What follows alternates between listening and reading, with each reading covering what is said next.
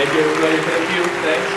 Hello, everybody. My name is Brian Fallon. This is Tonight Show. I hope everybody had a great Christmas break. I know Santa couldn't have done it without the help of his subordinate clauses. You guys know it's been pretty cold outside the past few days. Just so happens I was driving into work today and decided to take the road less traveled. Fortunately, I skidded on some frost. But, Atticus Finch was pulled over, speaking of driving. He was driving under the influence. The arresting officer said he had one too many tequila mockingbirds. And another famous person in the news this week, Derek Jeter, just retired from Major League Baseball. He decided to pursue a career in Broadway performing. In fact, he just got his first part. It's in a Samuel Beckett play. He has a prestigious role of Godot. Thanks, everybody. We have the best show of the year coming up tonight. We'll be interviewing Alexander Delarge and Emil Sinclair. And, of course, we have our band led by the always wonderful Ludwig van Beethoven.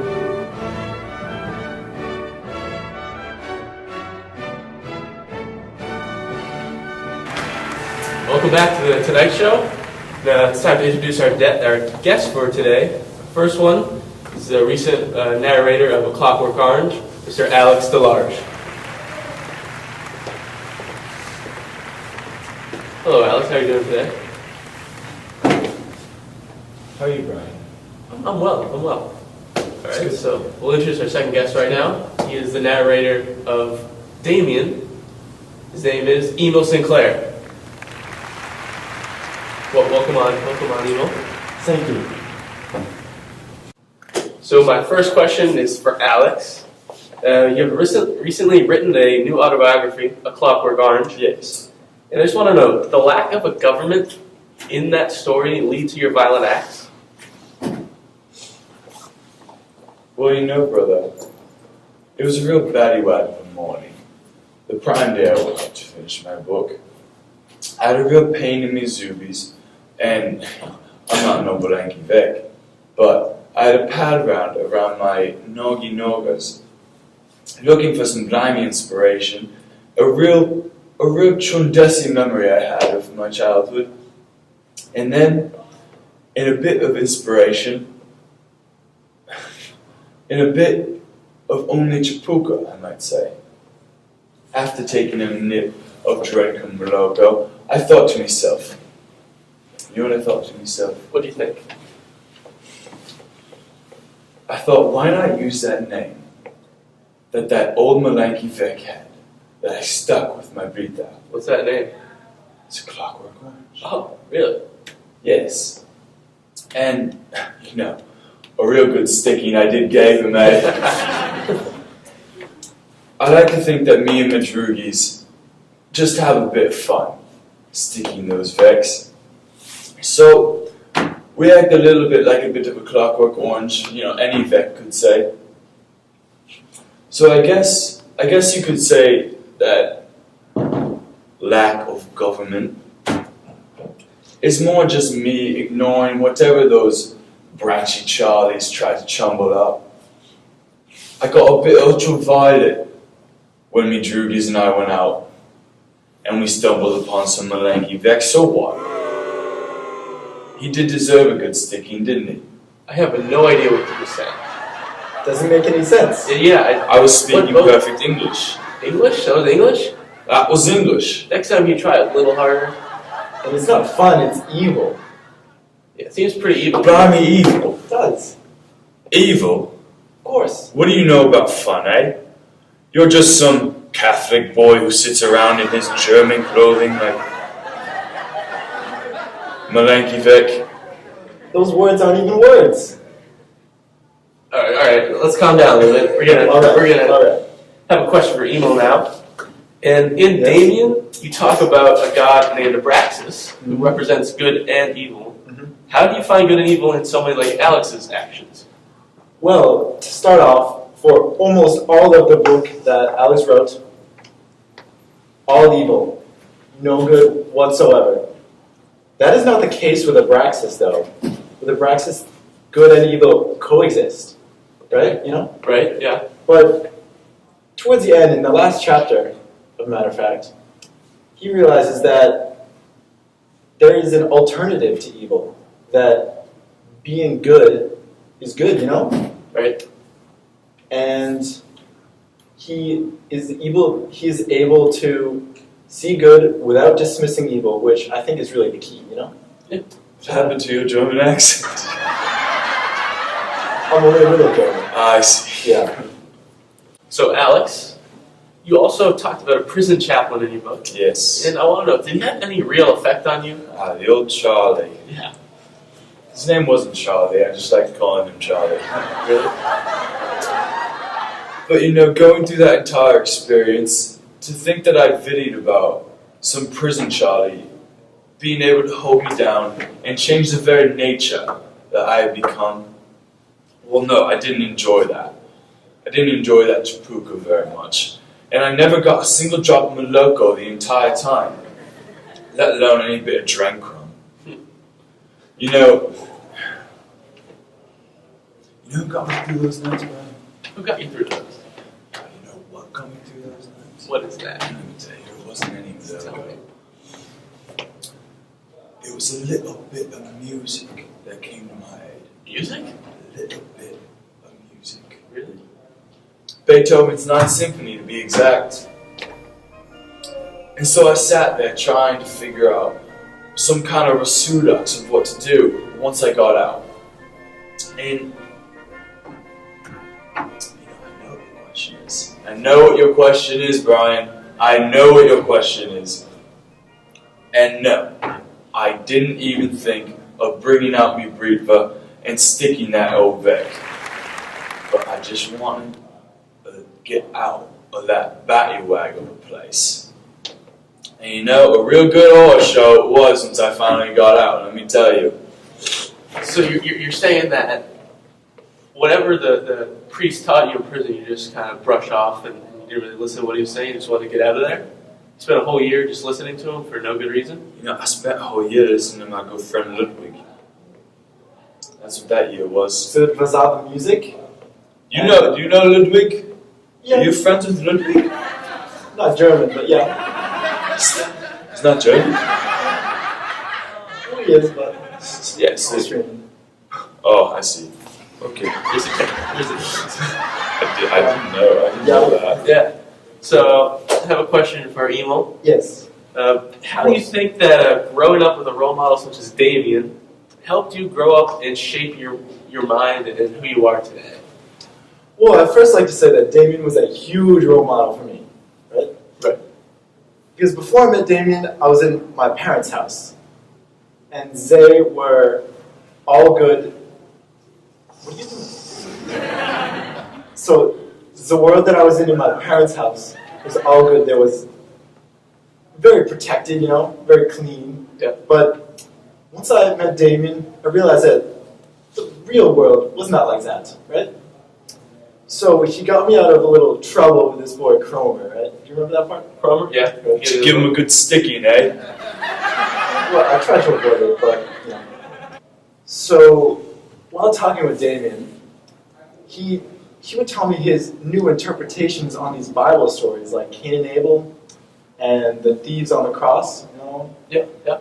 And he showed me that there's no way that there can be a God that is only good or only evil. So I guess Kind you of could like say a that. Clockwork Orange, eh? I guess you could say that Damian's teachings to me allowed me to become my own person. You know? Yeah. Really figure it out. Yeah, that really helps. That really helps to understand the book. It's pretty sincere, I'd say. And you guys, you know that writing a book, long process. Very long And process, yes. And was there a time you guys had an epiphany moment when you were writing it? What do you guys think? Did something just like snap and kind of change your life? You take that one first, You want to eh? start there? Well, as I was writing my book, I was kind of remembering my time with Demian, right? Yeah. And as I was writing it, towards the end, I realized that point where I really changed, you know? Yeah. So I guess you could say I definitely had that epiphany moment while I was writing it, because I realized that I changed. You changed over time, correct? Starting off as a young child at the beginning of the book and Yes. grew to an Yeah. adult. And It is. that change into adulthood, that puberty, that stage kind of. Hit puberty, did you? It's a good time for you.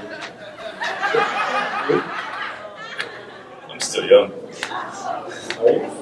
Yes. Do you have an answer to that? Did you have any kind of epiphany moment? You know, I thought that going through something like that young, that an epiphany moment maybe is a bit more of a mature Vex sort of scenario. So I'm not sure that I had necessarily an epiphany moment, but you know, it definitely had some kind of effect on me because I was so young. You know how young I was? How young were you? I was 15. 15. 15 when I stuck my first Vex. Really? Yes.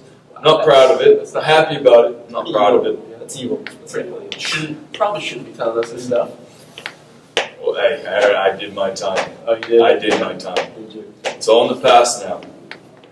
And also, you guys talk about biblical stories, and both of you ended up questioning them. And what led you guys to do that? I know you had a bunch of role models. Yeah, well, before I met Demian, I really didn't question the Bible stories, right? But Damian's idea of, a Braxis really allowed me to, question those stories and kind of come up with my own answers. Yeah. So what made you kind of interpret the Bible your way? I know you had kind of a very malicious interpretation of it. Maybe that's just your opinion. I was just having a bit of fun. But I don't really quite understand the question, Brian. Well, I know in your work you talk about how you when you read the Bible stories that you kind of just were attached to the violence and the rape and all the bad parts of it. Yes, but you really didn't see why they were bad. You just liked to read it because you liked the stories. That stuff. Thinking about someone carrying a cross that weighs a ton and doing that all while stripped down naked and wearing a thorn crown. You think that's funny? You think I don't see it. It's just the crucifixion of Christ is funny? It's just a bit of fun, man. So you have no morals whatsoever. Exactly what I'm saying. That's up to you. If you read my book, some countries decide to leave some of it out, and some countries decide to leave some of it in. I don't know if you guys have heard about that bit of controversy that's been going on, whether you should end on the 21st or the 20th. I figured that's up to you guys. It's all just my childhood. It's all just a bit of my Becky childhood, and it's a bit of a Jundesi childhood that is. Okay. Well, thank you guys very much. We'll come back in a few minutes. And thanks. We'll come back in a few minutes and maybe play some games with you and take a commercial break. Thank you very much.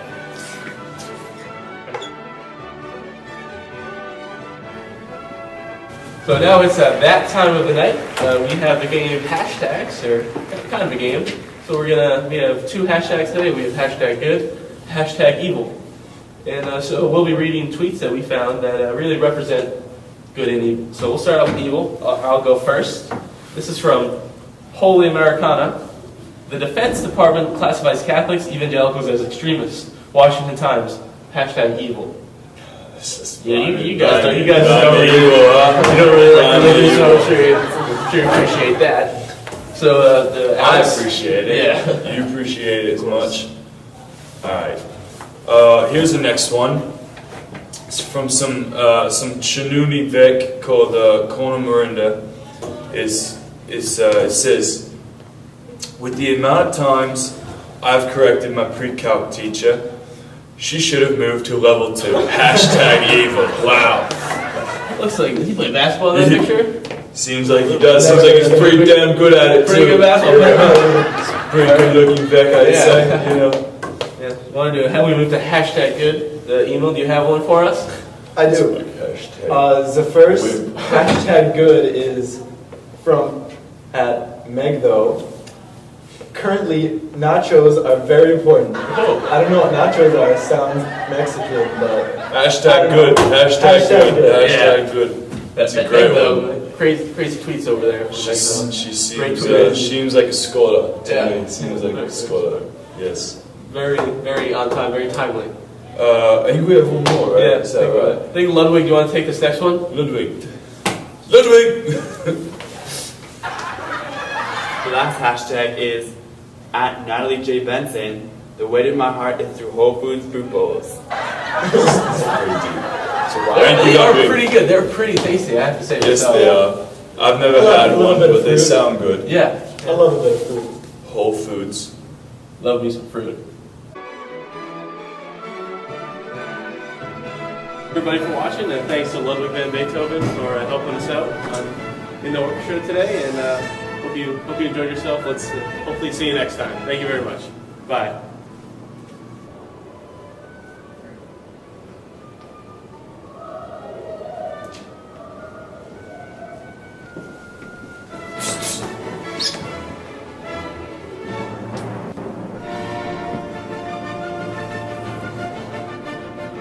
Just a malanky bit of ultra violence.